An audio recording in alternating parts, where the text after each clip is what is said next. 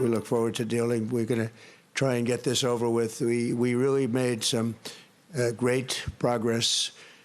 So just to put it very quickly, I'm going to start making a few phone calls and tell them what happened. But we had an extremely productive meeting and many points were agreed to. Good evening, America. Alaska കൈവശം വെക്കുന്നവർ ലോകത്തെ കൈവശം വയ്ക്കും. അലാസ്കയുടെ തന്ത്രപ്രധാന സ്ഥാനത്തെക്കുറിച്ച് US വ്യോമസേനയുടെ പിതാവെന്ന് വിശേഷിപ്പിക്കപ്പെടുന്ന general William ലെൻഡ്രം മിച്ചലിന്റെ വാക്കുകളാണ്. അനേകായിരങ്ങളെ കൊന്നൊടുക്കിയ റഷ്യയിൽ നിന്ന് എണ്ണ വാങ്ങിയതിനാണ് ഇരിക്കട്ടെ ഒരു 25% കൂടി പിഴയെന്ന് പറഞ്ഞ് ട്രംപ് ഇന്ത്യക്ക് ശിക്ഷ പതിച്ചു നൽകിയത്. അതേ റഷ്യയുടെ പ്രസിഡന്റായ വ്ളാഡിമിർ പുടിനെയാണ് ചുവപ്പ് പരവതാനി വിരിച്ച് ട്രംപ് സ്വീകരിച്ചത്. അലാസ്കയിൽ പുടിനായി അരമണിക്കൂർ കാത്തിരിപ്പ്, അതിനൊടുവിൽ സ്നേഹോഷ്മള വരവേൽപ്പ്. ചുവപ്പ് പരവതാനിയിലെ രാഷ്ട്രീയ റാം വോക്ക്. യുക്രൈനിൽ നിന്നുള്ള 40-കാരിയായ അഭിഭാഷക മരിയ ഡ്രാച്ചോവയെ പോലുള്ളവർ ചോദിക്കുന്നു, ഇതെന്ത് ന്യായമെന്ന്. ആസ് യൂഷ്വൽ കൂടിക്കാഴ്ചയ്ക്ക് സ്വന്തം നിലയിൽ 10ൽ 10 മാർക്കും ട്രംപ് നൽകിയിട്ടുണ്ട്. ശരിക്കും പുടിന് സ്വാഗതമരുളിയത് F-35ഉം B-2 സ്റ്റെൽത്ത് ബോംബറുകളുമോ? യുക്രൈനിലേക്ക് 100 കണക്കിന് ഡ്രോണുകളും ബാലിസ്റ്റിക് മിസൈലുകളും അയക്കാൻ മറക്കാതെയാണ് പുടിൻ അലാസ്കയിൽ സമാധാനത്തെക്കുറിച്ച് പറയാനെത്തിയത്. ആങ്കറേജിൽ കണ്ട ചിരിയും ഹസ്തദാനവും ആലിംഗനവും യഥാർത്ഥത്തിൽ സമാധാന പാതയിലേക്കോ? ഡീൽ ഓർ നോ ഡീൽ എന്ന് ലോകം ചോദിച്ച ഉച്ചകോടിക്ക് പിന്നാലെ വന്ന നോ ഡീൽ എന്ന ട്രംപിന്റെ പ്രഖ്യാപനം നിരാശാജനകമോ? അലാസ്കയിൽ നടന്നത് യഥാർത്ഥ നയതന്ത്രമോ നാടകമോ? ഉച്ചകോടിയിൽ നേട്ടമാർക്ക്? അമേരിക്കൻ മണ്ണിൽ നട്ടെല്ല് നിവർത്തി തല ഉയർത്തിയെത്തിയ പുടിനാണോ മേൽക്കൈ? സ്വന്തം ലിമോസിനിൽ കയറാതെ ട്രംപിന്റെ ബീസ്റ്റിൽ കയറിയ സാക്ഷാൽ വ്ളാഡിമിർ പുടിൻ. അമേരിക്കയിൽ നടന്ന വാർത്താ സമ്മേളനത്തിൽ ട്രംപിന് മുന്നേ സംസാരിച്ചു പുടിൻ. അങ്ങനെ അസാധാരണമായ പലതും സംഭവിച്ച ഉച്ചകോടിയുടെ യഥാർത്ഥ ഫലമെന്ത്? American dialogue powered by Hedge ന്യൂയോർക്കും ഈ വാരം ചിന്തിക്കുന്നത് ഈ വിഷയമാണ്.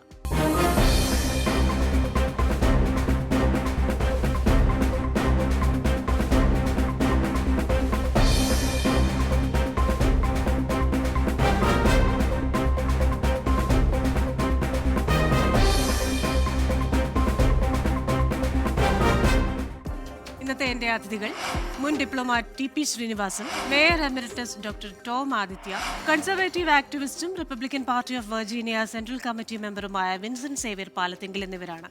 എല്ലാ അതിഥികൾക്കും എല്ലാ പ്രേക്ഷകർക്കും American dialogue powered by Hedge ന്യൂയോർക്കിലേക്ക് സ്വാഗതം. അതിഥികളിലേക്കാണ് ആദ്യം ശ്രീ TP ശ്രീനിവാസനിലേക്കാണ്. ശ്രീ TP ശ്രീനിവാസൻ, അങ്ങേക്ക് ഇന്ത്യയും അമേരിക്കയും തമ്മിലുള്ള ബന്ധത്തെക്കുറിച്ച് ആഴത്തിൽ അറിവുണ്ട്. അതുപോലെ തന്നെ വിദേശകാര്യ മേഖലയിൽ യഥാർത്ഥത്തിൽ സംഭവിക്കുന്നതും പുറമേ കാണുന്ന ജസ്റ്റേഴ്സും തമ്മിലൊക്കെയുള്ള വ്യത്യാസം അങ്ങേക്കറിയാം. അതുകൊണ്ട് തന്നെ നമ്മൾ ആ അലാസ്കയിൽ കണ്ട ചുവപ്പ് പരവതാനിയിലെ ഹസ്തദാനവും ആലിംഗനവും ഒക്കെ നമ്മൾ ഈ പറയുന്നത് പോലെ കിം ജോങ് ഉന്നിന്റെ കാര്യത്തിലും ഇതുപോലെയൊക്കെയുള്ള കാര്യങ്ങൾ കണ്ടതാണ്. പിന്നീട് അതിനുശേഷം കാര്യമായ ഒന്നും സംഭവിച്ചില്ല. അതിനുശേഷം ഒരു വാർത്താ സമ്മേളനം നടത്തുമ്പോൾ വളരെ അസാധാരണമായ രീതിയിൽ റഷ്യൻ പ്രസിഡന്റാണ് അതിന് തുടക്കമിടുന്നത്. ഒപ്പം തന്നെ നമ്മൾ കണ്ടു റഷ്യൻ പ്രസിഡന്റിനെ വാർത്താ മാധ്യമ പ്രവർത്തകരുടെ മുന്നിലേക്ക് ഇങ്ങനെ ഇട്ടുകൊടുത്തിരിക്കുകയാണ്. അവരിങ്ങനെ കുറേ ചോദ്യങ്ങൾ ചോദിക്കുന്നുണ്ട്. അപ്പോൾ മൊത്തത്തിൽ ഈ ഒരു ഉച്ചകോടി കൊണ്ട് സംഭവിച്ചത് എന്താണെന്നാണ് അങ്ങ് വിലയിരുത്തുന്നത്, നമ്മൾ ഈ കണ്ടതിനൊക്കെ അപ്പുറമായി? എനിക്ക് തോന്നുന്നത് ഈ ഉച്ചകോടി കൊണ്ട് സമാധാനത്തിലേക്കുള്ള വഴിയൊന്നും തുറന്നിട്ടില്ല എന്ന് തന്നെയാണ്. പഴയ പ്രശ്നങ്ങൾ അതുപോലെ നിലനിൽക്കുന്നു. പുടിന്റെ ഡിമാൻഡ്സിനൊക്കെ പ്രസിഡന്റ് ട്രംപ് ഒരു സിമ്പതിയോടുകൂടി നോക്കുന്നു. അങ്ങനെ ഒരു സമാധാനത്തിലേക്ക് ഇത് നീങ്ങിയിട്ടില്ല എന്നാണ് എൻ്റെ അഭിപ്രായം. ഇത് യുദ്ധം തുടരാനുള്ള ഒരു സമ്മിറ്റ് ആയിരുന്നു, യുദ്ധം അവസാനിപ്പിക്കാനുള്ളതായിരുന്നില്ല എന്നാണ് തോന്നുന്നത്. കാരണം എല്ലാ ഡിമാൻഡ്സും, പുടിന്റെ എല്ലാ ഡിമാൻഡ്സും ഇപ്പോൾ ടേബിളിലുണ്ട്. അതാരും റിജക്റ്റ് ചെയ്തിട്ടില്ല. അപ്പൊ ഇനി സംഭവിക്കാൻ പോകുന്ന കുറെ കൂടെ ചർച്ചകൾ അതേസമയത്ത് യുദ്ധം കർക്കശമായി തന്നെ തുടരുകയുമാണ്. അപ്പൊ അതുകൊണ്ട് ഇതൊരു ഒരു ഒരു ഡയലോഗ് ഉണ്ടായി, അവർ തമ്മിൽ സംസാരിച്ചു എന്നതിൽ കൂടുതലായിട്ട് ഒരു പ്രോഗ്രസ് ഉണ്ടായതായിട്ട് നമുക്കൊന്നും കാണുന്നില്ല. റഷ്യ ഇപ്പോഴും അവരുടെ ആവശ്യങ്ങൾ നിലനിർത്തിക്കൊണ്ടിരിക്കുകയാണ്. അവർ ഓക്യുപ്പൈ ചെയ്ത സ്ഥലങ്ങൾ കിട്ടണം, അതുപോലെ ഇലക്ഷൻ നടത്തി സെലൻസ്കി അവിടെ മത്സരിക്കണം എന്ന് പറഞ്ഞാൽ ഗവൺമെന്റ് മാറ്റം ഉണ്ടാക്കണം. അതുപോലെ ധാരാളം കണ്ടീഷൻസ് അദ്ദേഹം മുമ്പ് പറഞ്ഞതിൽ നിന്നും അത് ഒട്ടും പുറകോട്ട് മാറിയിട്ടില്ല. ഇപ്പോ മൺഡേ അദ്ദേഹം സെലൻസ്കി വാഷിങ്ടണിൽ പോകുന്നു എന്നൊരു വാർത്ത മാത്രമാണ് ഇപ്പോഴുള്ളത്. അതിനുശേഷം എന്തായിരിക്കും എന്നത് തീർച്ചയായും ഇല്ല. അതേസമയത്ത് തന്നെ യൂറോപ്യൻ രാജ്യങ്ങൾ അവരുടെ നിലപാടിൽ ഉറച്ചു നിൽക്കുകയാണ്, ട്രംപിന്റെ കൂടെ അല്ലതാനും. അപ്പൊ അങ്ങനെ പൊതുവെ ഇതിന് മുമ്പുണ്ടായിരുന്ന സിറ്റുവേഷനിൽ നിന്ന് വലിയ വ്യത്യാസമൊന്നും ഉണ്ടായിട്ടില്ല കുറച്ച് ചർച്ചകളൊക്കെ സംസാരിച്ചുകൊണ്ട് അവരുടെ വ്യൂസ് ക്ലിയറായി എന്നല്ലാതെ ഒരു പ്രോഗ്രസ് ഉണ്ടായി എന്ന് കണക്കാക്കാൻ സാധ്യമല്ല. യുദ്ധം അവസാനിപ്പിച്ചിരുന്നു അല്ലെങ്കിൽ ഒരു സീസ് ഫയർ ഉണ്ടായിട്ടായിരുന്നു ഈ ചർച്ചകളെങ്കിൽ അതിന് കുറച്ച് പ്രാധാന്യമുണ്ട്. പക്ഷെ കൂടുതൽ ആക്രമണം വർദ്ധിപ്പിച്ചിരിക്കുകയാണ് റഷ്യ. അപ്പൊ അതുകൊണ്ട് ഇത് BBC പറഞ്ഞ പോലെ this was not a summit to stop the war but to prolong it എന്നുള്ള ആ ജഡ്ജ്മെന്റിനോടാണ് ഞാൻ യോജിക്കുന്നത്. Okay, thank you doctor Tom Aditya. ഇപ്പോൾ അദ്ദേഹം പറഞ്ഞത് ശ്രദ്ധിച്ചു കാണുമല്ലോ. ഇതിന് പ്രത്യേകിച്ച് പോസിറ്റീവായിട്ട് ഒരു ഔട്ട്കമ്മും ഇല്ലാത്ത ഒരു സമ്മിറ്റ് എന്ന് നമുക്ക് വിലയിരുത്താവുന്ന രീതിയിൽ എന്തൊക്കെയോ കാട്ടിക്കൂട്ടലുകൾ നടന്നുവെന്ന് പറയാം. പക്ഷേ യൂറോപ്യൻ യൂണിയൻ നേരത്തെ തന്നെ ആവശ്യപ്പെട്ടിരുന്നു ഇത്തരത്തിലൊരു ചർച്ചയിൽ സെലൻസ്കിയെ തീർച്ചയായും ഉൾപ്പെടുത്തിയിരിക്കണം, യൂറോപ്യൻ യൂണിയൻ്റെ പ്രതിനിധി അതിൽ വേണം. പക്ഷേ ഇത്തരത്തിൽ ഇവരെ ഒന്നും ഉൾപ്പെടുത്താതെ, എല്ലാ സ്റ്റേക്ക് ഹോൾഡേഴ്സിനെയും ഉൾപ്പെടുത്താതെ ഇവർ രണ്ടുപേരും അടച്ചിട്ട മുറിയിൽ നിന്ന് ചർച്ച നടത്തുന്നു. അതിനുശേഷം ഒരു പ്രതിനിധി ചർച്ച, അതിനുശേഷം പുരോഗതിയുണ്ട് പക്ഷേ ധാരണയായില്ല എന്നൊരു പ്രഖ്യാപനം. എന്താണ് യൂറോപ്യൻ യൂണിയന്റെ ഭാഗത്ത് നിന്ന് അവരുടെ ഒരു കാഴ്ചപ്പാട്, അവരുടെ നിലപാട്, മുന്നോട്ടുള്ള നീക്കം എന്തായിരിക്കും? How he had been given a royal welcome, red carpet welcome കൊടുത്ത് ഇവിടെ സ്വീകരിച്ചു. അത് കഴിഞ്ഞ് നമ്മൾ ഇതിന്റെ ടാഞ്ചിബിൾ എന്താണ് result? Nothing. It's actually he himself is boasting that it's like a deal, we were coming to a deal. നമ്മളൊരു real estate ബ്രോക്കറോ ഒന്നുമല്ല. ഇറ്റ്സ് ആക്ച്വലി ഒരു ഹെഡ് ഓഫ് സ്റ്റേറ്റ് ആണ്, ഒരു സൈനിക, ലോകത്തിലെ ഏറ്റവും വലിയ സൈനിക ശക്തിയുടെ തലവനാണ്, കമാൻഡർ ഇൻ ചീഫ് ആണ് പറയുന്നത്. അതിലൊന്നും ആ ഒരു പ്രസിഡൻഷ്യൽ എലിഗൻസി അത് കാണാൻ സാധിക്കുന്നത് അൺഫോർച്ചുനേറ്റ്ലി. ഞാൻ അമേരിക്ക ഒരു പീസ് ഡീലിനെ ഇത് മുന്നോട്ട് വരുന്നതിനെ ഞാൻ സ്വാഗതം ചെയ്യുന്നു കേട്ടോ. ഞാൻ പറയുന്നത് അങ്ങനെ നമ്മൾ ഇങ്ങനെയുള്ള യുദ്ധങ്ങൾ അവസാനിക്കുവാനായിട്ടുള്ള പലതരം മധ്യസ്ഥ ചർച്ചകൾ ഉണ്ടാകേണ്ടതാണ്, ആവശ്യകതയാണ്. പക്ഷേ ദിസ് ഇസ് നോട്ട് ഒരു ബിസിനസിന് വേണ്ടിയുള്ളതല്ല. ഈ നാടിന്റെ സുരക്ഷയ്ക്ക് വേണ്ടി, ഒരു സോവറിൻ സ്റ്റേറ്റിന്റെ നിലനിൽപ്പിന് വേണ്ടി നമ്മൾ കൈ കൊടുക്കേണ്ടതാണ്. നമ്മൾ ഇതിനു മുമ്പ് ഇപ്പോഴത്തെ ഈ ചർച്ചയിൽ അമേരിക്കൻ പ്രസിഡന്റ് അതിനകത്തൊരു സെക്യൂരിറ്റി ഗ്യാരണ്ടീസ് ചർച്ച ചെയ്തു. No return. നമ്മൾ ഒരു രീതി നോക്കിക്കഴിഞ്ഞാൽ, ഒറ്റ നക്ഷത്രത്തിൽ പറഞ്ഞ, ഞാൻ ഇവിടെ ശ്രീനിവാസ സാർ പറഞ്ഞ പോലെ നോക്കിക്കഴിഞ്ഞാൽ actually nothing but also there is A clear victory win four Putin. അദ്ദേഹമാണ് അതിനകത്തൊരു അപ്പർ ഹാൻഡ് എടുത്തത്. അദ്ദേഹത്തിന് അദ്ദേഹത്തിനൊരു ചോദ്യവും ഒരു പ്രസ് കോൺഫറൻസിനൊന്നും അദ്ദേഹം നേരിടേണ്ടി വന്നിട്ടില്ല. ഒരു 15-25 വർഷമായിട്ട് അത് he is like A dictator. He is the way he actually form. അങ്ങനെ നോക്കുമ്പോൾ നമ്മുടെ ഒരു ഓഫീസിന്റെ ഒരു എലിഗൻസ് ഉണ്ടല്ലോ. ഞാൻ പണ്ട് അവിടെ ഓഫീസിൽ നിന്ന് എപ്പോഴും പറയും, when you can say something, keep up the decorum of the office. ഇതെല്ലാം മാറ്റിവെച്ച് എന്ന് പറയുന്നത്, ഇപ്പൊ ഒരു ഓർത്ത് നോക്കിയേ, അമേരിക്കയിലെ പരമോന്നത ഒരു ഹയസ്റ്റ് ഓഫീസിലേക്ക് വന്നിരിക്കുന്ന ഒരു വ്യക്തിക്ക് എന്തുമാത്രം ശ്രദ്ധയും സൂക്ഷ്മതയും വേണം. നമ്മൾ അത് കാണുന്നില്ല. പല അമേരിക്കൻ പ്രസിഡന്റുമാരുടെ എത്രയോ മഹാന്മാരായ പ്രസിഡന്റുമാരുണ്ട്. അപ്പൊ നാടിനെ, ഈ ലോകത്തിന് സംഭാവന ചെയ്യുന്ന രീതിയിൽ അദ്ദേഹം he want to be a Nobel prize winner, but അദ്ദേഹം അതിനുവേണ്ടിയുള്ള രീതിയിൽ പെർസ്വേഷൻ കൊടുത്തില്ല എന്നുള്ളതിന്റെ അർത്ഥം. പുടിനുമായിട്ട് ചെയ്യുമ്പോൾ നമ്മൾ അത് ശ്രദ്ധിച്ചേ. അപ്പം വളരെ നന്നായിട്ട്, അതുപോലെ സെലൻസ്കിയെ വിളിച്ച് സംസാരിച്ചു എന്നാ പറഞ്ഞത്. യൂറോപ്യൻ യൂണിയന്റെ നേതാക്കന്മാരെ ഞങ്ങൾ വിളിച്ച് സംസാരിച്ചു. That's how he actually elaborated it. പക്ഷേ ഇദ്ദേഹത്തിന്റെ ഫോക്കസ്, ഞാൻ കുറ്റപ്പെടുത്തല്ല, ട്രംപ് അദ്ദേഹത്തിലേക്ക് കോൺസെൻട്രേറ്റ്, ഒരു നാർസിസ്റ്റിനെ പോലെ കോൺസെൻട്രേറ്റ് ചെയ്ത് അദ്ദേഹം പറയുന്ന രീതിയിൽ, ഡിക്റ്റേറ്റ് ചെയ്യുന്ന രീതിയിൽ മുന്നോട്ട് പോകണം. യുക്രൈനിയൻസ് ഇവിടെ ഒത്തിരിയധികം ആളുകൾ, ഞാൻ ഇവരുമായിട്ട് സംസാരിക്കുമ്പോൾ ഇവർ സത്യം പറഞ്ഞാൽ ഇപ്പം വലിയ ഷോക്ഡ് ആണ്. How he given a grand welcome over there in Alaska and he put Alaska as Russian America. Putin പറഞ്ഞത്. അപ്പൊ ഓർത്ത് നോക്കി, നമ്മള് അവരുടെ നാട്ടിൽ തന്നെ വന്ന് അദ്ദേഹം വളരെ രാജോദ്യകമായിട്ട് ഇതെന്റെ നാടാണെന്നുള്ള രീതിയിലാണ് അലാസ്കയിൽ അദ്ദേഹം പെരുമാറിയത്. തിരിച്ചു പോകുന്ന വഴിക്ക് തൊട്ടടുത്തുള്ള അവരുടെ ഒരു സ്റ്റേറ്റ് ഉണ്ട്, അതിന്റെ റിപ്പബ്ലിക്കിൽ ചെന്ന് അവരുടെ റീജിയണൽ ഗവർണറെ കണ്ടു. അപ്പം അദ്ദേഹത്തിനെ പുടിനെ സംബന്ധിച്ചോളം പുള്ളി it's actually normal thing. Actually അദ്ദേഹത്തിന് കുറച്ചുകൂടെ ആക്സസ് കിട്ടി അല്ലെ വേൾഡ് സ്റ്റേജിലേക്ക്. അദ്ദേഹത്തിന് പുടിന് വളരെ ആക്സസ് കിട്ടി. അമേരിക്കൻ പ്രസിഡന്റിനെ സ്വീകരിക്കുന്നു, അദ്ദേഹത്തിന്റെ ടേംസ് അനുസരിച്ച് സംസാരിക്കുന്നു. ഇത് സത്യം പറഞ്ഞു കഴിഞ്ഞാൽ അമേരിക്ക കുറച്ചുകൂടെ ഡ്യൂ ഡിലിജൻസ് പാലിക്കേണ്ടതായിരുന്നു എന്നാണ് എന്റെ അഭിപ്രായം. ഇപ്പം റഷ്യയുടെ ഒരു തോട്ട് പ്രോസസ് അതുകൂടെ പറഞ്ഞു തന്നത്. കീവ് എന്ന് പറയുന്നത് അവരുടെ പഴയ ഒരു മാതൃ നഗരമാണ്. അത് അവിടുന്നാണ് അവരുടെ വിശ്വാസം, ഓർത്തഡോക്സ് ഇതൊക്കെ തുടങ്ങി. അപ്പം അത് കീവ് ഞങ്ങളുടെയാണ് എന്നുള്ള രീതിയിലാണ് ഇവരുടെ ആ റഷ്യയുടെ ഇപ്പോഴത്തെ ഒരു നീക്കം പോയിക്കൊണ്ടിരിക്കുന്നത്. അത് തീർച്ചയായും യുക്രൈനോ അല്ലെങ്കിൽ ലോക സമാധാനത്തിന്, പ്രത്യേകിച്ച് യുക്രൈൻ, ഇപ്പോൾ യൂറോപ്യൻ യൂണിയനിലുള്ള മറ്റു രാജ്യങ്ങൾക്കും ഇതൊരു വലിയ ഭീഷണിയാണ്. റഷ്യയുടെ ഇപ്പോഴത്തെ സത്യം ഗുണ്ടായിസം എന്ന് പറയുന്നത്. വിൻസൻ, ഞങ്ങള് ഇന്ത്യക്കാര് ലാഭത്തിന് കിട്ടുന്ന കുറച്ച് എണ്ണ റഷ്യയിൽ നിന്ന് വാങ്ങിക്കുമെന്ന് പറഞ്ഞുകൊണ്ടല്ലേ ഞങ്ങൾക്ക് ഈ 50% താരിഫൊക്കെ അടിച്ചു ചേർത്തത്. അപ്പോൾ മാത്രമല്ല, അന്ന് ട്രംപ് പറഞ്ഞത് യുക്രൈനിൽ പിടഞ്ഞു വീഴുന്ന ആ ലക്ഷക്കണക്കിന് ആൾക്കാരെ നിങ്ങൾക്ക് ഓർമ്മയില്ലേ, ഇന്ത്യ സ്പോൺസർ ചെയ്യുന്ന വാറാണ് യുക്രൈനിൽ നടക്കുന്നത് പോലും അദ്ദേഹം പറഞ്ഞു. എന്നിട്ട് ആ പുടിനെയാണ് വിളിച്ച് കെട്ടിപ്പിടിച്ച് ഹസ്തദാനം ചെയ്ത് ചിരിച്ചു കളിച്ച് അദ്ദേഹം പോയത്. എന്താണ് ഇതിൻ്റെ ഒരു international criminal court arrest warrant പുറപ്പെടുവിച്ച ഒരു വ്യക്തിയാണ് പുടിൻ. ആ പുടിനെ കൊണ്ടുവന്ന് ലോകത്തിന്റെ മുന്നിൽ പ്രദർശിപ്പിച്ചതോടുകൂടി പുടിൻ വളരെ മാന്യനായി മാറി. അമേരിക്ക പോലൊരു രാജ്യം, അമേരിക്കൻ പ്രസിഡന്റ് അത്രയും വീരോചിതമായ ഒരു വരവേൽപ്പ് അദ്ദേഹത്തിന് നൽകുമ്പോൾ അദ്ദേഹത്തിന്റെ ആ രക്തക്കറ മുഴുവൻ കഴുകി കളഞ്ഞിരിക്കുന്ന പോലെയാണ് ഞങ്ങൾക്ക് തോന്നുന്നത്. ഞാൻ പണ്ട് തുടങ്ങി ഈ ട്രംപും പൊളിറ്റിക്സ് വരുന്നതിന് മുമ്പ് തന്നെ ഞാൻ പറഞ്ഞുകൊണ്ടിരുന്ന ഒരു കാര്യമുണ്ട്. അമേരിക്ക ഈ സോവിയറ്റ് യൂണിയൻ കൊളാപ്സ് ചെയ്ത് കഴിഞ്ഞപ്പോൾ അമേരിക്ക കൊടുത്തിരുന്ന പ്രോമിസുകൾ, അതോ അമേരിക്ക ചെയ്യേണ്ടിയിരുന്ന കാര്യങ്ങൾ ചെയ്യാതെ അമേരിക്കൻ മിലിറ്ററി ഇൻഡസ്ട്രിയൽ കോംപ്ലക്സിന്റെ പ്രേരണ മൂലം, അവർക്ക് സാമ്പത്തിക ലാഭങ്ങൾ മൂലം റഷ്യ എന്നൊരു ആർട്ടിഫിഷ്യൽ ശത്രുവിനെ വളർത്തിക്കൊണ്ടുവന്ന ഒരു രാജ്യമാണ് America. Because so that they can have a lot of military spending. ഇത് ട്രംപ് ഭരണത്തിലേക്ക് വരുന്നതിന് മുമ്പ് തന്നെ ഞാൻ വിശ്വസിച്ചിരുന്ന ഒരു കാര്യമാണ്. അപ്പോൾ അമേരിക്കയുടെ ഭാഗത്തു നിന്ന് ഫണ്ടമെന്റൽ ആയിട്ടുള്ള മിസ്റ്റേക്കുകൾ, അത് സാമ്പത്തിക രംഗത്തും ഈ ടാരിഫിന്റെ കാര്യത്തിലും മിലിറ്ററി രംഗത്തും അനാവശ്യമായിട്ടൊരു എനിമീനെ പ്രോപ്പപ്പ് ചെയ്ത് അമേരിക്കയിൽ മിലിറ്ററി സ്പെൻഡിങ് കൂട്ടുന്ന കാര്യത്തിലും എല്ലാം ഇതിനു മുമ്പത്തെ നേതാക്കൾ ഈ മിലിറ്ററി ഇൻഡസ്ട്രിയൽ കോംപ്ലക്സിന്റെ കൂടെ നിന്ന് പ്രവർത്തിച്ചതുകൊണ്ടുണ്ടായ ഒരു ഒരു ഒരു പ്രശ്നം അമേരിക്കയ്ക്കുണ്ട്. ഒരു മോറൽ റോങ് അമേരിക്കയുടെ സൈഡിലുണ്ട്.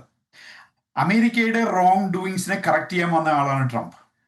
1980s ഈ റഷ്യയുമായിട്ടുള്ള പ്രശ്നം ആവശ്യമില്ലാത്ത പ്രശ്നമാണെന്നും പറഞ്ഞ് ന്യൂയോർക്ക് ടൈംസിൽ 1 full page അഡ്വർടൈസ്മെന്റ് കൊടുത്ത ആളാണ് Trump. 1980s, before he one thinking about politics. 1980s. So നമ്മൾ മനസ്സിലാക്കേണ്ട ഒരു കാര്യം, 1979 റഷ്യക്ക് നൽകിയ ഒരു പ്രോമിസ് ഉണ്ട് America. Not an inch. James Baker നൽകിയ ഒരു പ്രോമിസാണ്. Not an inch further east that America will not expand. NATO will not expand.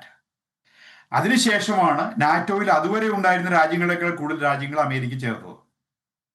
ഇത് നമ്മൾ ഇതിനകത്ത് വ്യക്തിപരമായിട്ട് പുടിനെയും ട്രംപിനെയും അവർ തമ്മിലുള്ള ഒരു ഡൈനാമിക്സും പ്രത്യേകിച്ചും ട്രംപിന്റെ സ്വഭാവം കൊണ്ടും അതൊരു ഫാക്ടറായി മാറുന്നു. പക്ഷേ ഇവരെല്ലാം റെപ്രസെന്റ് ചെയ്യുന്നത് ജനങ്ങളെയാണ്. അമേരിക്കയിലെ ജനങ്ങളെയാണ് ട്രംപ് റെപ്രസെന്റ് ചെയ്യേണ്ടത്. റഷ്യയിലെ ജനങ്ങളെയാണ് പുടിൻ റെപ്രസെന്റ് ചെയ്യേണ്ടത്. ഈ നേറ്റോയിൽ യുക്രൈൻ ചേരാൻ വേണ്ടി അമേരിക്ക നടത്തിയ തയ്യാറെടുപ്പുകൾ ഈ ട്രംപ് വരുന്നതിന് മുമ്പ്, അതാണ് ഈ വാർ ക്രിയേറ്റ് ചെയ്തത്. അതായത് സ്ട്രാറ്റജിക് ആയിട്ടുള്ള ഒരു മൂവ് ആയിരുന്നു പുടിന്റെ ഈ യുക്രൈനിലേക്കുള്ള ആക്രമണം, ഒരു ബഫർ ക്രിയേറ്റ് ചെയ്യാൻ. ഇപ്പം യുക്രൈൻ നാറ്റോയിൽ ചേർന്ന് കഴിഞ്ഞാൽ ആദ്യം സംഭവിക്കാൻ പോകുന്ന കാര്യം എന്താണ്? പോളണ്ടിൽ വെച്ചിട്ടുള്ള മിസൈലുകളെല്ലാം എടുത്ത് അമേരിക്ക കൊണ്ട് യുക്രൈൻ റഷ്യ ബോർഡറിലോട്ട് മാറ്റും. അതായത് ഇപ്പൊ ഈ ഡിസ്പ്യൂട്ടഡ് ആയിട്ടുള്ള ബോർഡർ ഇപ്പൊ റഷ്യ പിടിച്ചെടുത്തിട്ടുള്ള ഈ ബോർഡറിലേക്ക് മാറും. Right? Russian speaking people majority ഉള്ളൊരു സ്ഥലത്തേക്ക് മാറും. സ്ട്രാറ്റജിക് ആയിട്ട് ബൈഡൻ ചെയ്യേണ്ടിയിരുന്ന കാര്യമാണ് ഈ യുക്രൈനിൽ ഒരിക്കലും നാറ്റോയിൽ ഒരിക്കലും യുക്രൈൻ കയറേണ്ട ആവശ്യമില്ല എന്ന് ലോകത്തിനോട് പറയേണ്ട ഒരു സംഭവം. അത് ചെയ്തില്ല. ട്രംപ് അത് പറയുന്നുണ്ട്. സോ അവിടെ തന്നെ, അതായത് ഇത്രയും നാളും ഉണ്ടായിരുന്ന ഒരു അനാവശ്യമായ ഒരു വിരോധം, റഷ്യയുള്ള ഒരു വിരോധം മാറ്റാനായിട്ട് വളരെ ഡ്രമാറ്റിക് ആയിട്ടുള്ള സ്റ്റെപ്സ് എടുത്തേ പറ്റുള്ളൂ. ട്രംപ് അല്ല ഇവിടെ ഇമ്പോർട്ടൻറ്റ്. ശരി സംഭവിക്കണം, നന്മ സംഭവിക്കണം. പുടിനല്ല ഇവിടെ ഇമ്പോർട്ടൻറ്റ്. പുടിൻ ഒരു ഡിക്റ്റേറ്റർ സ്വഭാവമുള്ള ആളായിരിക്കാം, പക്ഷെ റഷ്യ എന്ന് പറയുന്ന രാജ്യത്തിന് ആത്മാഭിമാനമുണ്ട്. അവിടെ യുക്രൈനെയും കൂടി നാറ്റോയിലോട്ട് ജോയിൻ ചെയ്ത് അവിടെ കൊണ്ട് മിസൈൽ വെച്ച് കഴിഞ്ഞാൽ പിന്നെ ആത്മാഭിമാനമുള്ള ഏത് രാജ്യത്തിനാണ് പിടിച്ചു നിൽക്കാൻ പറ്റുക? അപ്പൊ നമ്മൾ ചിന്തിക്കേണ്ട കാര്യം, നമ്മൾ ഈ ഇമോഷണൽ ആയിട്ട് ട്രംപ് എന്ന് പറയുന്ന വ്യക്തിയെ ചുറ്റിപ്പറ്റി ചിന്തിക്കാതെ ഹീസ് എ പ്രോബ്ലം സോൾവർ. ഇപ്പോ ക്രിസ്ത്യൻ ഇത് പറയുന്നതിന് നമ്മൾ ഈ ചർച്ച തുടങ്ങുന്നതിന് തൊട്ട് മുമ്പ് ഞാൻ നിങ്ങളുടെ ചാനലിൽ വാച്ച് ചെയ്തു സഞ്ജു സാംസന്റെ സംഭാഷണം, അഹങ്കാരം. ഞാൻ വളരെ കൃത്യമായിട്ട് സഞ്ജു സാംസൺ പറയുന്ന പോലെ വിശ്വസിക്കുന്ന ആളാണ്. നമ്മൾ ഫീൽഡിൽ ഇറങ്ങി കളിക്കുമ്പം അഹങ്കാരമുള്ളവരെ ജയിക്കുള്ളൂ. റഷ്യൻ ജനതയോട് അമേരിക്ക 1979 ശേഷം ചെയ്തിട്ടുള്ള എല്ലാ റോങ് ഡൂയിങ്സും തിരുത്തണമെന്ന് വിശ്വസിക്കുന്ന ഒരാളാണ് ട്രംപ്. അതുകൊണ്ട് തന്നെ ട്രംപ് പുടിന്റെ മുമ്പിൽ ഈൽഡ് ചെയ്തു. ഇപ്പൊ നിങ്ങളെല്ലാം ഇപ്പൊ അമേരിക്കയ്ക്ക് വേണ്ടിയാണ് സംസാരിക്കുന്നത്. അമേരിക്ക ഇപ്പൊ ഹെജിമണി, അമേരിക്ക നമ്പർ 1 ആവണം, അമേരിക്ക പുടിനെ പീഡിപ്പിക്കണം എന്നാണ് നിങ്ങളെല്ലാം പറയുന്നത്. ഇത്രയും നാളെ നിങ്ങളെല്ലാം പറഞ്ഞുകൊണ്ടിരുന്നത് നേരെ റിവേഴ്സ് ആണ്. അല്ല അങ്ങനെയല്ല റഷ്യയാണ് വിൻസൻ, അങ്ങനെയല്ല. അമേരിക്ക ഇപ്പം ആവശ്യമില്ലാത്ത പ്രശ്നം ഉണ്ടാക്കുന്നത്. ട്രംപ് ഇത് പറയുന്നത് ചിന്തിച്ചില്ല, ഇപ്പോ ഭരണഘടന ഇന്ത്യയെ ചിന്തിച്ചു പോലെയുള്ള രാജ്യം കുറച്ച് എണ്ണ അവിടെ നിന്ന് വാങ്ങിച്ചെന്ന് പറഞ്ഞിട്ട് നമുക്ക് പിഴ. നിങ്ങൾ ഞാൻ ഓർക്കുന്നില്ലേ സമ്മതിച്ചു. അവിടെ മരിച്ചു വീഴുന്ന ആയിരങ്ങളെ കുറിച്ച് എന്നൊക്കെ പറയുന്ന. ഇപ്പൊ നമ്മൾ സുകുമാരക്കുറിപ്പിനെ വിളിച്ചു പഞ്ചായത്ത് പ്രസിഡന്റ് പഞ്ചായത്ത് സ്വീകരണം ഒരുക്കിയാൽ എങ്ങനെയിരിക്കും എന്ന് പറയുന്നത് പോലെ ഒരു യുദ്ധ കുറ്റവാളിയായിട്ടാണ് പുടിനെ ലോകം കണ്ടുകൊണ്ടിരിക്കുന്നത്. അങ്ങനെയാണ് ഇന്റർനാഷണൽ ക്രിമിനൽ കോർട്ട് പറയുന്നത്. അല്ല, ഇന്റർനാഷണൽ യുദ്ധ ക്രിമിനൽ കുറ്റവാളി. കോടതി റഷ്യയിലെ ജനങ്ങളാണ് തീരുമാനിക്കുന്നത് റഷ്യയുടെ ലീഡർ ആരാന്ന്. 140 മില്യൺ ജനങ്ങളുള്ള റഷ്യയിൽ പുടിൻ ഈസ് ഹൈലി പോപ്പുലർ. അവിടുത്തെ ഇലക്ഷൻ ഞാൻ മുഴുവൻ വിശ്വസിക്കുന്നുണ്ടെന്ന് ഞാൻ പറയുന്നില്ല, പക്ഷേ പുടിൻ വളരെ പോപ്പുലർ ആണ് റഷ്യയിൽ.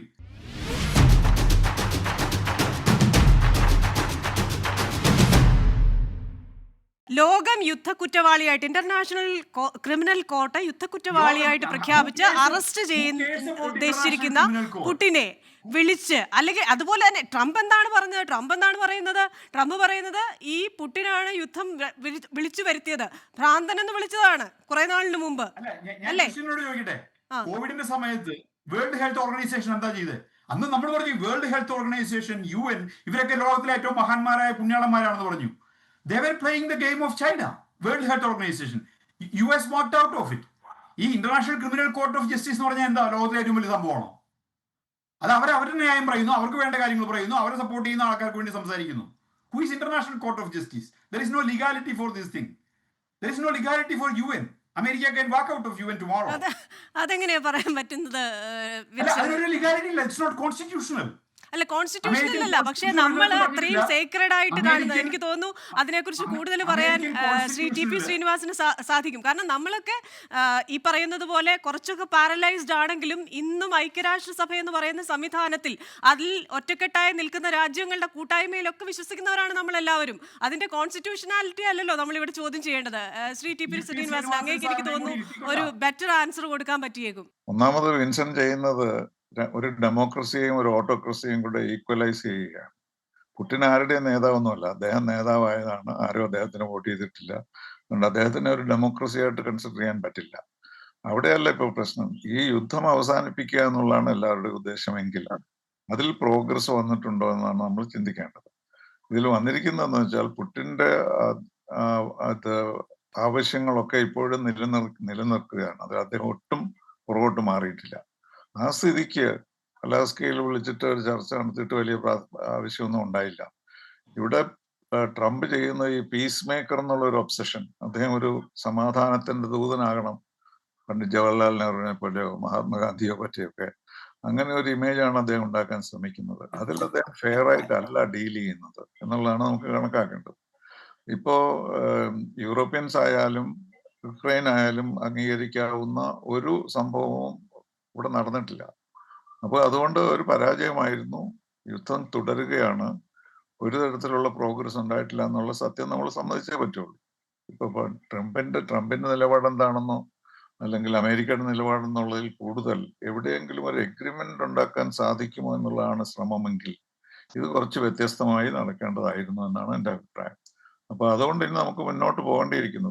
സെലിൻസ്കി വാഷിംഗ്ടണിൽ പോകുന്നു, അല്ലെങ്കിൽ പ്രസിഡന്റ് ട്രംപ് യൂറോപ്യൻ രാജ്യങ്ങളുമായിട്ട് സംസാരിക്കുന്നു എന്നുള്ളതൊക്കെ അതിലൊന്നും പുതിയതായി അവർക്ക് ഓഫർ ചെയ്യാനൊന്നുമില്ല. പുടിൻ എന്തെങ്കിലും ഒരു റഷ്യയുടെ ജെനുവിൻ കൺസേൺസ് നമ്മൾ അഡ്രസ് ചെയ്യണ്ടയോ വേണ്ടയോ? ഒരു സീസ് ഫയർ എങ്കിലും ഉണ്ടാകാതെ ഇതിലൊരു യാതൊരു പ്രയോജനം ഉണ്ടാവുകയില്ല.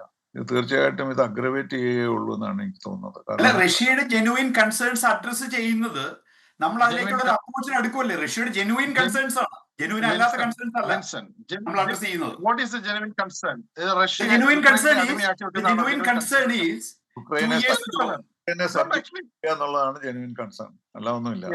ഒരു ലെജിറ്റിമേറ്റ് ഇൻട്രസ്റ്റും അവർ പറയാൻ പറ്റില്ല. Ukraine is a different country. Genuine concern is the expansion of NATO, including Ukraine into നമ്മളിത് സൈഡ് പറഞ്ഞ് അദ്ദേഹത്തെ പുണ്യവാനാക്കരുത് പുടിനെ കൊണ്ട്. ഞാൻ ആരെയും എനിക്ക് വ്യക്തികൾ ഇമ്പോർട്ടന്റ് അല്ല, വ്യക്തികൾ ഇമ്പോർട്ടന്റ് അല്ല, ജനങ്ങളാണ് important. Vincent, I heard you. Let me actually say one thing.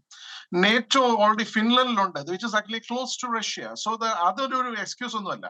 പിന്നെ യുക്രൈൻ എന്തുകൊണ്ടാണ് ഇതിലേക്ക് പറയുന്നത് വെച്ചാൽ they fear their security. That's the main problem. അതുകൊണ്ടാണ് അവിടെ ഉണ്ടാകുന്ന ഒരു വികാരമാണ്. ഇപ്പം 20% of the Ukrainian territory is Russian hand. ഇന്നിപ്പം നമുക്ക് ചർച്ചയുടെ ആവശ്യമില്ല. ഇതിപ്പം യൂറോപ്യൻ രാജ്യങ്ങളുടെ എല്ലാ നേതാക്കന്മാരും തന്നെ ഈ ഇതിന് സമാധാനത്തിന് വേണ്ടിയുള്ള പ്രോഗ്രസിനെ പ്രത്യേകിച്ച് ശ്ലാഘിച്ചിട്ടേ ഉള്ളൂ. അല്ലാതെ ആരും പക്ഷെ ഇതൊന്നും ടാൻജിബിൾ ആയിട്ടുള്ള ഒരു എഫേർട്ട്, ഒരു സീസ് ഫയർ പോലും ഉണ്ടാക്കുവാൻ ഇപ്പം ഒരു സിറ്റുവേഷൻ നമുക്ക് എന്ത് ദോഷമെന്ന് അറിയാം. Russia advancing the front line. Okay, അത് കൂടുതൽ രൂക്ഷമായി ട്രംപ് അധികാരത്തിന് ഇരട്ടിയായി അമേരിക്കയിൽ നിന്നുള്ള ആക്രമണം. മനസ്സിലായോ? യുക്രൈനിലേക്ക് എത്രയോ പാവങ്ങൾക്കാണ് ഇതിന് ബുദ്ധിമുട്ട്. അത് മനസ്സിലാക്കണമെങ്കിൽ you need to feel that. എത്ര കുട്ടികളെയാണെന്നറിയാം അവര് എസ്റ്റിമേറ്റ് എടുത്തോണ്ട് പോയിരിക്കുന്നത് റഷ്യയിലേക്ക്. 20,000 മേലുള്ള കുട്ടികളുടെ അടുത്ത്. ഇതൊക്കെ എന്തുമാത്രം 19,000 ആൾക്കാരെ അവര് ക്യാപ്റ്റീവ് ആയിട്ട് കൊണ്ടുപോയിട്ടുണ്ട്. അങ്ങനെ വളരെയധികം സങ്കടകരമായ മാനുഷിക പ്രശ്നം അവിടെ നിൽക്കുന്നുണ്ട്. നമ്മൾ വേറെ പലതും മീഡിയ അറ്റൻഷൻ കിട്ടുന്നുള്ളതുകൊണ്ട് നമ്മൾ അറിയുന്നത്. ഞാൻ ഇവിടെ താമസിക്കുന്ന സ്ഥലത്ത് ഞങ്ങൾ തന്നെ ഇവിടെ അടുത്ത ദിവസം തന്നെ യുക്രൈന്റെ ഇൻഡിപെൻഡൻസ് ഡേയുടെ national day celebration which I am actually also guest of honour. ഞാൻ വിചാരിക്കുന്ന ഈ കുട്ടികളുടെ ഇവരുടെ കഥകൾ പറയുമ്പോൾ നമുക്ക് സത്യം പറഞ്ഞാൽ വേദനയോടെ അല്ലാതെ അത് കേൾക്കാൻ പറ്റില്ല, അവരുടെ ബുദ്ധിമുട്ടുകൾ. അപ്പം നമ്മള് we need to be very careful with how ആ ഒരു പെർസ്പെക്റ്റീവ് നമ്മളൊന്ന് ശ്രദ്ധിക്കാം. പിന്നെ legality, when you actually talking about യുഎന്നിനെ കുറിച്ച്, ഇതൊരു ഇന്റർനാഷണൽ അഗ്രിമെന്റ് ആണ്. നമ്മളൊരു ഇന്റർനാഷണൽ അഗ്രിമെന്റിനെ അഡ്ഹർ ചെയ്യുക എന്നുള്ളതാണ് ഒരു കോൺസ്റ്റന്റ് ഡീസന്റ് ആയിട്ടുള്ള ഒരു നേഷൻ ചെയ്യുന്നത്. Otherwise they are actually ruffians. ഒരു ഉത്തരവാദിത്തമില്ലാത്ത ഒരു രാജ്യമായി റഷ്യ വിച്ച് വിൽ ഫോളോ എന്നാണ് തന്നെ എന്റെ ധരിക്കുന്നത്. ടോമി, ഞാൻ ഒരു കാര്യം പറയുന്നുള്ളൂ. ഇതിനകത്ത് അമേരിക്കയും റഷ്യയും തമ്മിൽ നടന്ന ഈ ചർച്ച കൊണ്ടുണ്ടായ പ്രോഗ്രസ് അതെന്താണെന്നുള്ളതാണ് ക്വസ്റ്റ്യൻ. ആ പ്രോഗ്രസ് റഷ്യയുടെ ജെനുവിൻ കൺസേൺസ്